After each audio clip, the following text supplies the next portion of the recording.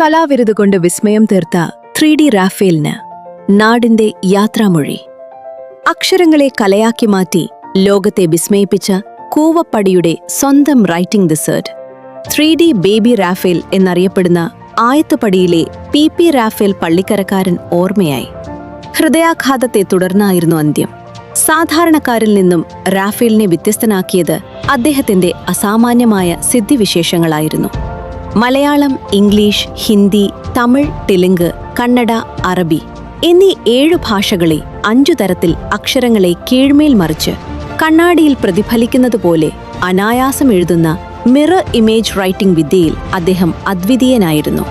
ഇരു കൈകളും ഉപയോഗിച്ച് ഒരേ സമയം വ്യത്യസ്ത ഭാഷകളിൽ വ്യത്യസ്ത വിഷയങ്ങൾ എഴുതുക, ചുണ്ടുകളും കാൽവിരലുകളും കൊണ്ട് അക്ഷരങ്ങൾ കുറിക്കുക, കണ്ണുകെട്ടി എഴുതുക, വർത്തമാന പത്രങ്ങളുടെ റിവേഴ്സ് റീഡിംഗ്, ഇതുകൂടാതെ മ്യൂസിക്കൽ കീബോർഡ് തലതിരിച്ചു പിടിച്ചു വായിക്കുക തുടങ്ങിയവ അദ്ദേഹത്തിന്റെ അവിശ്വസനീയ പ്രകടനങ്ങളിൽ ചിലത് മാത്രമായിരുന്നു.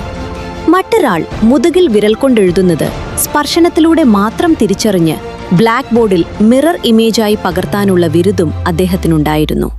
ഈ അപൂർവ പ്രതിഭയെ തേടി 2007 ഇന്ത്യൻ ട്രേഡ് ഫെയർ ഫൗണ്ടേഷന്റെ റൈറ്റിംഗ് വിസേർഡ് അവാർഡ് ഉൾപ്പെടെ നിരവധി അംഗീകാരങ്ങളെത്തി. ചേരാനല്ലൂർ ഗവൺമെന്റ് ഹൈസ്കൂളിലെ പ്രൈമറി വിദ്യാഭ്യാസ കാലത്തുതന്നെ അധ്യാപകർ തിരിച്ചറിഞ്ഞ ആ കലാവാസന ജീവിതാവസാനം വരെ അദ്ദേഹം നെഞ്ചോട് ചേർത്തു. കളമശ്ശേരി HMTയിൽ 30 വർഷം മെഷീനിസ്റ്റായി സേവനമനുഷ്ഠിച്ച റാഫേൽ വിരമിച്ച ശേഷമാണ് കൂവപ്പടി ഐമുറിക്കവലയിൽ 3D ഡിജിറ്റൽ സ്റ്റുഡിയോ ആരംഭിക്കുന്നത്. അതോടെ നാട്ടുകാർക്ക് അദ്ദേഹം പ്രിയപ്പെട്ട 3D ബേബി റാഫേലായി മാറി. ആയത്തുപടിയിലുള്ള സ്വന്തം വീടിനു പോലും 3D എന്നാണ് അദ്ദേഹം പേരിട്ടത്. കലയുടെ സമസ്ത മേഖലകളിലും റാഫേൽ തന്റെ കയ്യൊപ്പു ചാർത്തി.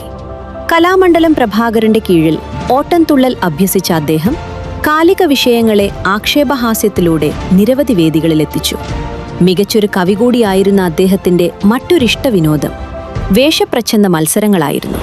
പൊതു ഇടങ്ങളിൽ വ്യത്യസ്തമായ 135ഓളം വേഷങ്ങളിലെത്തി കാണികളെ വിസ്മയിപ്പിച്ച റാഫേലിനെ തേടി ലിങ്ക ബുക്ക് ഓഫ് റെക്കോർഡ്സും എത്തി. കലയോടുള്ള അടങ്ങാത്ത അഭിനിവേശവും അസാധാരണമായ കഴിവുകളും ബാക്കിയാക്കിയാണ് 3D റാഫേലിന്റെ മടക്കം.